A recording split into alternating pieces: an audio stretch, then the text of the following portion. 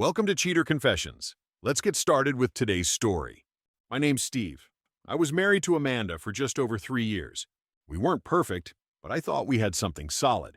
No drama, no chaos. Just two people building toward a life that made sense. We had our routines: Monday night takeout, Sunday walks. She liked to plan everything, and I enjoyed letting her.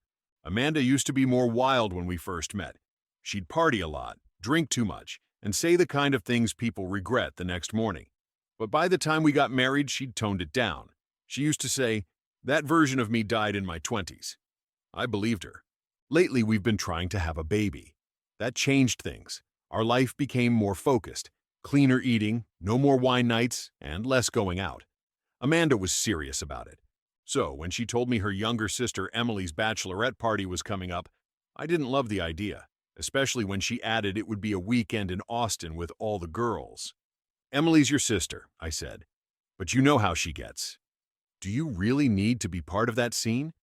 Amanda gave me a look. "Steve, I'm the maid of honor. I have to go. It's my sister." "So what is this? Spa weekend or Vegas without the slots?" She rolled her eyes.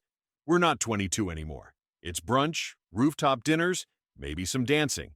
I'm not drinking. I promised you that already." "You sure you're ready for this kind while we're trying to have a baby?" She stepped closer, touched my hand. "Babe, I'm going for Emily. I'll be back Monday. I love you and I'm not messing that up, okay?" I nodded. "All right. Just keep your eyes open." "I always do," she said, smiling. When I helped her pack, I noticed heels I hadn't seen in over a year and a dress still with the tag on it. "Going somewhere fancy?" I asked. She smirked. "Just want to look good in the pictures." She left on Friday. Saturday morning, Amanda sent me a photo of the group at brunch. 7 women squeezed around a table. Right in the center, Amanda and her sister Emily. Amanda captioned it, "Bride Tribe in full effect." I stared at the photo a few seconds longer than I needed to. Everyone looked dressed up, like they were heading somewhere after. I texted her, "Looks fun. You guys going anywhere after?" She replied 10 minutes later, "Maybe a rooftop. Don't worry, babe." That was the last text I got from her that day. Hours passed. I kept myself busy. Around 9 p.m., I checked my phone again. Still nothing. I sent her a simple, "Everything good?" No response. By midnight, I was wondering if I was overthinking. She'd told me not to worry. Maybe they lost track of time. Or she was asleep. Sunday morning, I woke up to a text. Timestamp, 2:38 a.m. "Hey babe, sorry, it's been nonstop all day. Just got back to the hotel. Love you."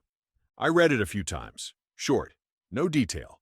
The kind of message you send when you just want the conversation to end. Amanda used to ramble after events. She'd text stuff like, "Emily fell in the pool," or "You wouldn't believe what Morgan said at lunch." Now? Nothing. Just a flat response. I told myself not to be paranoid. She was with her sister. Maybe they really were just talking and dancing. Still, something didn't sit right. Her message felt distant, too quiet, like she was holding something back. Late Sunday night, I got a message from Henry, a mutual friend of mine and Amanda's. "Steve, I'm not trying to start drama, man, but someone just sent this in a group chat. I think you need to see it before it gets around." There was a link attached. I opened it. The video started loading. The video showed a crowded rooftop bar. Neon lights, people were cheering and laughing. The camera shook like it was shot quickly and carelessly. Then I saw her, Amanda. She was wearing the same dress from the brunch photo, clearly tipsy. Carefree in a way I hadn't seen in a long time. Maybe too carefree. A man stepped into frame, tall, shirt unbuttoned halfway, sleeves casually rolled. He reached for her waist. Amanda didn't flinch. She leaned in. Their faces were close. He said something in her ear and she laughed. Then he pulled her toward him. She didn't resist. His hand went behind her back. Hers went to his shoulder. And then she kissed him. It wasn't long, maybe 3 seconds, but long enough for the camera to catch her tilting her head slightly, like she meant it. The clip ended right after. The account that posted it had a caption, "Austin nights are wild as hell." I watched it again, in silence. Henry texted again a minute later. "You good, man? I wasn't sure if I should have sent that. I thought you needed to know." I didn't reply. He didn't say anything after that. I saved the video, closed my phone, and stared at the wall. My first instinct wasn't anger. It was clarity. This wasn't just a random drunk moment. This was a decision. And even if she regretted it after, it didn't matter. She was coming home tomorrow. I didn't call her, didn't text, let her wonder if I'd seen anything and walk through the door, because now I was watching everything. Amanda landed just after noon on Monday. I picked her up from the airport. She spotted me at the curb and waved, dragging her suitcase behind her. She looked rested and casual. "Hey, babe." She leaned in and kissed my cheek. "Missed you." "Yeah," I said. She started talking fast. Stories about Emily, how hot it was in Austin, how bad the service was at the hotel. It was all surface talk, nothing deep. I let her talk, didn't give much back, just nodded. At home, she unpacked like normal. No sign of guilt, no hesitation. That night, she sat next to me on the couch and asked if I wanted to watch something. I said no. I got up and walked into the kitchen. "Something wrong?" she called out. I turned around slowly. "Yeah, I think you know what." She blinked. "What are you talking about?" I pulled my phone from my pocket and opened the video, turned the volume up and pressed play. Her face changed as soon as the clip started. She froze, lips parted slightly. No fake shock, just panic. "Steve," she whispered, reaching for the phone. "It's not... Look, I can explain." "You kissed him," I said flatly. God, it was stupid. We were drinking, and someone dared me. I didn't even know the guy. It meant nothing. "You looked like you meant it," I said. She stepped toward me. "It was one mistake, I swear. That was all. Just one dumb, drunk kiss. You said no drinking, and you were going just for your sister." "You lied," I said. "I didn't plan for that to happen," she said, voice cracking. "I messed up, I know. But please don't let this ruin us." I looked at her for a long moment. "You're lying to me in my house. That's worse than the kiss." She didn't reply this time. The next morning, I went to work as usual. Amanda stayed home, said she wasn't feeling good. I didn't ask. By noon, the video had done what videos like this do. It spread.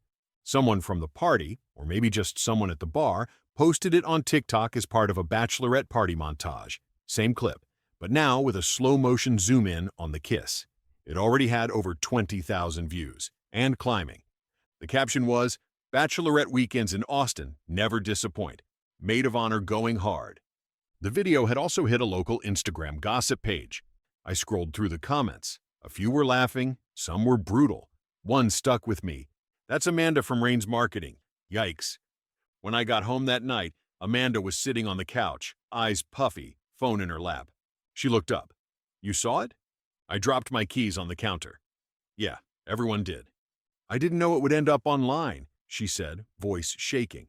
"I swear, Steve, I didn't know someone was filming." "That's not the point," I said. "People at the office are talking. Can you help me say it was nothing? Just a stupid moment blown out of proportion?" I stared at her. "You want me to defend you?" "I made one mistake," she said, desperate now. "I'm not asking you to lie. Just help me get past it." I walked past her, opened the guest room, and tossed my bag onto the bed. "Wait, what are you doing?" she said, standing up fast. "I'm sleeping in here." "Steve, please." "You didn't just kiss a guy," I said.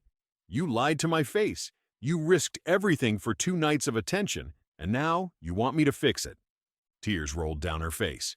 "I didn't think—" "Exactly," I cut in. "You didn't think about me." Then I closed the door and let her cry on the other side. 3 days passed. Amanda barely left the bedroom. She stopped trying to talk. I went to work, came home, cooked my own meals, slept in the guest room with no noise. Then, on Thursday, I got a DM from some random account. "If you want the truth, watch this." There was a video attached.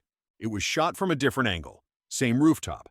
Amanda was sitting alone at a small table, clearly not drunk this time. The guy from the first video, now clearly visible, walked over and sat down. They talked for maybe 10 seconds. Then she leaned in and said something. He pulled out his phone. Amanda typed something into it. Her number, probably. Then he smiled, and she smiled back. This wasn't a dare. It wasn't random. It was intentional. I stared at the screen. My jaw tightened. The guy wasn't just some stranger. There was history, or interest. Then something clicked. Right before she left, Amanda mentioned Emily's fiancé, Isaac, was doing a low-key joint dinner with some of his friends. "They'll be around Saturday," she said. "Just dinner. We're splitting off after." That must have been earlier in the night, before the kiss, before the camera started rolling. I opened Instagram and searched Isaac's profile. It was public. Scrolled through his posts from that weekend. One tagged post from Saturday night, a group photo on a rooftop. 4 guys, drinks raised, Isaac in the middle. And to his right, there he was, same jawline, same smirk. He was tagged in the photo. Jordan, part of the inner circle that night. Amanda knew exactly who she was with. I walked into the living room. Amanda was curled up on the couch, phone in her hand. She looked up. "You lied," I said. Her face tensed. "About what?" "The guy, Jordan, one of Isaac's friends. You had dinner with him. You gave him your number, while sober." Her face went pale. "You knew him. You knew what you were doing." "I didn't plan to." "Don't bother denying it. I saw it. Someone sent me the rest." She covered her face with both hands. "It wasn't supposed to go that far." "But it did," I said. "And now it's done." I didn't wait for a response. I just turned and walked out. My next stop was my lawyer's office. Friday morning, I packed a small bag, signed a short-term lease on a furnished condo, and left the house before Amanda woke up. I left not because I had to. I wanted a space that she couldn't follow me through, just clean air and decisions that didn't require permission. By noon, my lawyer had the papers ready. Irreconcilable differences, no kids, no joint business. The rest of the day was quiet. I took a long walk, ate alone, tried to feel something like relief. That night, she called twice. I let both go to voicemail. Then the texts started. "Where are you? Please, Steve, can we talk before you do anything stupid? You're really going to walk away from this over one mistake." I didn't respond. Saturday afternoon, she showed up. Maybe she tracked my phone, or maybe she just knew me well enough to guess. Either way, she found me. I opened the door just enough to step outside. She looked like she hadn't slept. No makeup, hair in a messy bun. "Steve," she said, soft and broken. "We were good before this. You know we were. One moment doesn't erase all of that." I didn't answer, just stared. "Jordan means nothing to me," she said. "It was stupid. I was drunk. I got caught up trying to feel something I can't even explain." "You felt it enough to give him your number," I said. "Enough to kiss him. Enough to lie to me when you came home." She looked down, voice shaking. "I'm sorry. I'll say it 1,000 times if that's what it takes." I nodded slowly. "You want to fix it. I get that. But I can't unsee who you became when I wasn't watching." Tears started to fall. "Please, we're not done. We can fix this." "No," I said, stepping back. "You risked a marriage for someone who won't even remember your last name." She broke, right there in the hallway. I shut the door and stood there for a long minute, listening to her footsteps fade. A week after the filing, she packed her things and moved out. She didn't fight it. Amanda never responded to the divorce papers directly. Her lawyer did. We split what needed splitting. No arguments, no delays. I kept the house. At first, it felt like I was living in a version of someone else's life. Too quiet, too hollow. But over time, it became mine again. I started hitting the gym, traveled more, let the silence work for me instead of against me. Now, months later, I barely think about her. That version of my life feels like a different era. Like a movie I watched once. I remembered the plot but forgot the details. She texted once, 6 months after everything was finalized. "Just wondering how you're doing. That's all." I didn't respond. Some things don't deserve a second round. I heard from someone that she'd moved into a small, one-bedroom apartment a few exits east. Henry told me she left the company not long after the video blew up, started working for a low-profile marketing firm. Jordan disappeared. Her world shrank. What I finally understood was that the betrayal wasn't just the kiss. It wasn't the number exchange, the lie, or even the public embarrassment. It was the ease with which she chose herself when no one was watching. People talk a lot about trust like it's some complicated thing. But it's simple. It's what you do when no one's checking. It's your pattern in the dark. Amanda's pattern broke, and mine changed with it. Sometimes I think back to that morning when I asked Amanda, You sure this is something you need right now? And now, I finally know the answer. She needed attention. I needed clarity, and I got it. Thank you for watching.